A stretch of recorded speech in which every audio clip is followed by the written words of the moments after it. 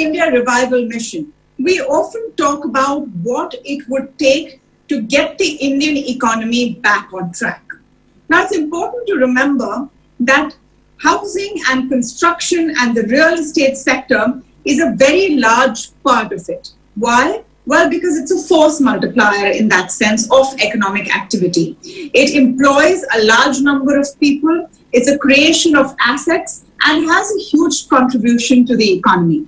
Which is why we've been seeing the massive slowdown in the economy reflected in the real estate sector over the last few years, even before COVID-19 struck and has changed pretty much everything. In fact, the real estate sector specifically has been suffering for a lot more time before that. Now, as you know, in our India Revival Mission series, we've been speaking to a host of people from across sectors with different experiences and perspectives to get a sense on how we can not only survive but also thrive. And today I'm pleased to welcome Mr. Vikas Oberoi, CMD of Oberoi Realty. Vikas, thank you so much for talking with us today. Pleasure. Let me begin straight off the bat by talking about the role of the real estate sector. I mentioned it a little bit in my introduction, and there's been a huge push, of course, from the real estate sector for a while, saying, help us, give us a package, we need to move on. But why at this point should the government entrust this huge need to start construction to the private real estate sector? Why is it so crucial at this point? See, Tamanna, it's a globally known fact that real estate is a multiplier. It does give a multiplier effect. If you spend money in real estate, this goes into cement, it goes into steel, it goes into the hands of labor, contractors, multiple people. Government itself earns anywhere between 28 and 32% of our revenue through direct and indirect taxes. So whatever government will spend, they'll actually in effect get it back. Not only will they get it back, we also end up building assets. This is not money that goes down the drain. It actually builds assets. It gives money in the hands of multiple companies and people. And so it's called that it's a multiplier effect. What do you think can be done right now when everyone is asking for a financial package and there needs to be some rationalization of what, a reality check of what is actually eventually going to come from the government? What do you think the sector can do right now to increase capacities and actually kickstart the economy? What kind of construction can be done? So for me, the math is really very simple. We need to create demand. We are not saying give money in our hands. Give money in the hands of the buyer. Our Prime Minister also said that housing for all. I'm saying this is it, let's use this situation and make it possible for people to get homes. Make sure that, funding is available to a flat buyer. Let's make sure that we create enough incentive for him to buy his house today versus he postponing it for 2 years down the line or whatever. If government can create a fund very similar to what they did for the banks to be given to industries or to NBFCs, they could create, let's say, 50,000 crore fund, which would be given to banks and financial institutions, which in turn would be lending only to home buyers. Now, if money is available cheap for a home buyer and that too for a limited period and a limited amount, there'll be a huge surge of people who would want to buy homes. A few hundred basis points cheaper and people are in it. And state governments, if they were to offer, stamp duty waiver for probably 3 or 6 months, this would also act as a huge kicker. And what state government needs to realize is that in the absence of not giving any such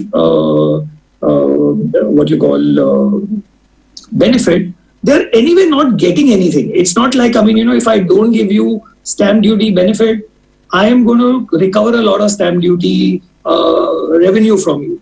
So it's anyway a lose-lose situation. So you might as well lose. But in turn, if let's say the government were to let go of stamp duty, they can get that in the form of GST, they can get that back in the form of premiums and so many other charges that government actually levies on the development.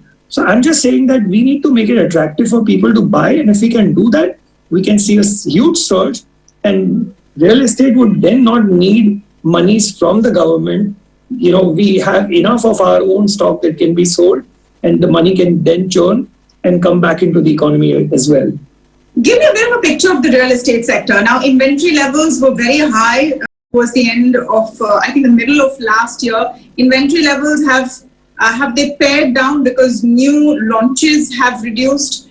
What do you see happening to prices? What do you see happening to demand after this when we have so many stories of job cuts and pay losses coming in and depressed incomes? So, Tamanna, let me first clarify the definition of inventory. I just want to tell you that I bought GSK's land in Thana about 6 months ago.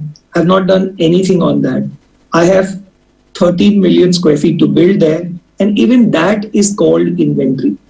That's how bizarre this word inventory is. There are no ready apartments in the city which are with occupation certificate and to be sold. Even if there are, they are actually in a few thousand and not, in 50,000 and 20,000 and stuff like that. Probably it'll be less than 1,000. That's how low the ready apartment inventory really is, And I can say that with my own experience. I have, very little inventory in one of my projects, and everything else is now to be delivered 2 years down the line. And with whatever is happening today, with COVID-19, with labor going away, with financials not available, you're going to see a supply constraint happening going forward. So really, if people are expecting that there is huge amount of inventory and that's going to drag the prices down, they are living in a myth, absolute myth. There is no real inventory. It's unfortunate. I mean, if I put up a plant which is going to produce, let's say, 100,000 motorcycles a month, which I'm yet planning, will you call them as inventory? Any other industry calls inventory only when it's ready and it's like lying in your storage space. But for us, this inventory gets defined as, even if I'm imagining, it's going to take me 4 years to build if I start today. That's how difficult it's for us to build. And with all the difficulties that you spelled out, it's only going to get more and more difficult. So then really there is no inventory as such. And going forward, with all the challenges that you're seeing, I can only tell you, not because developers want to make more money or not because, developers want to charge a premium. By default, by input costs going up, costs of living are going to go up going forward.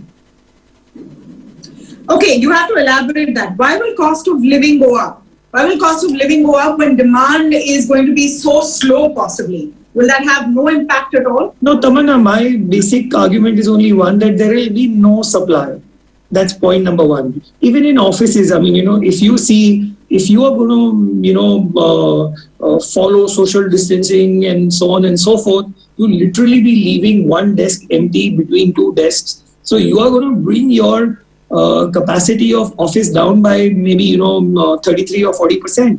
A lot of people say that, okay, I'll work from home and all that. But, it's not happened. It can't happen. I was reading somewhere that TCS said that 70% of our workflow will go back to our homes. I want to ask TCS, they are considered to be a smart company. I respect them a lot. Why would it not have occurred to them earlier to do something like this? You don't need such a desperate situation for you to think like that. We are all here to push our bottom lines up. Why would companies not have ever thought? I don't think it's really possible. We as human beings work as teams. We, just before, this COVID-19, happened, we were having, meetings, offsites, seminars, trying to get people to bond with each other and, create teams. All offices had events, post work to, bond people together. Where has all that gone? How can you get, that effect which you are looking for when you are going to be working from home? So you see no dent on commercial real estate? And what about shared workspaces? That fad, do you see that, it looks like a fad right now with the way, things have panned out for WeWork, etc. What is going to happen to all of these business models in real estate? So thank you for asking that, because the minute density in any office will go down, I will have to recover that much more money per seat from somebody else. And that's where the prices will go up. if airlines are told that every center seat between two seats is going to lie empty, either they will have to price that into other people and charge them. So I just want to tell you, when I say that cost of living is going to go up, everything will get more expensive because somebody will have to pay for that empty seat. And, airlines are not going to run at a loss. I mean, they will shut down. So travel will stop. And once travel will stop, you'll have to pay that much more money. You may choose to travel less, but when you travel, you'll have to pay. You may choose to work less, but if you want to work, then you'll have to pay for that space that you take. So in shared spaces also, maybe, distancing and density of offices will come down. And because of that, you'll probably have to, pay more rent per desk. What do you see as, the pickup cycle for real estate and the revival for real estate once again? And we've talked in quite a bit of detail of all of the problems plaguing it. There was an issue even before we went into COVID. The entire economy was depressed. In terms of demand, do you see some time before people feel secure enough to go out and commit to EMIs, buy houses, rent office spaces? Look, today, everybody is really worried when will the COVID vaccine come out. So everything hinges around that. The confidence of people. Of course, you'll have players who will want to, take benefit of the situation and probably go and get a deal or two. And they will obviously also. But once the vaccine is, invented, even today, a little news about somebody having discovered something gives a kick into the stock market. So I clearly believe that this V-shaped recovery or the U-shaped recovery, the recovery will happen once we have the vaccine in place. And once you have the vaccine in place, it will recover really, really very fast. And that's really my hope, I would say. Just one more point from you, Mr. Oberoi, on the future of our cities. I think one thing that COVID-19 has taught us is how vulnerable we are if there are a large number of people living in slums in our cities. We're seeing that in Mumbai, definitely, and in other large cities as well. Do you think this is an opportunity to relook very closely at urban housing? I totally agree with you. I think, government should come up with a very comprehensive, slum rehabilitation program. I have been saying this in many forums that if, let's say, one wants to, build a house, and if it's 400 or 500 square feet at 2,000 rupees, it's anywhere between 8 and 10 lakh rupees per house.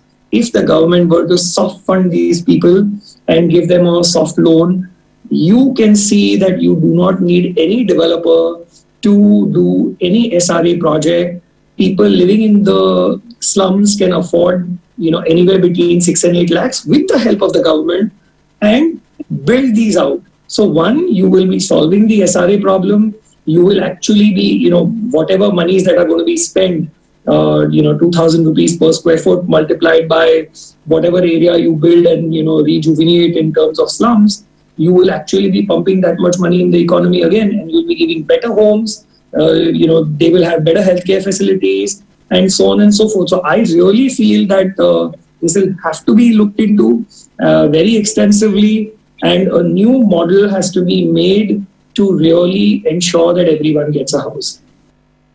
Welcome to the India Development Debate. I'm Tamanna Inamdar. We are all in the middle of a COVID-19 pandemic and listening to distressing news every single day. Today was truly horrific as pictures came in from Visakhapatnam of people actually lying unconscious on the streets. Then the news came in that there had actually been a gas leak in the middle of the night. At least 11 people have died, including 3 children. Hundreds are in hospital right now, and investigations are on to find out the reasons of this gas leak. Condolences have poured in from across the country, from stars to the Prime Minister to the Chief Minister.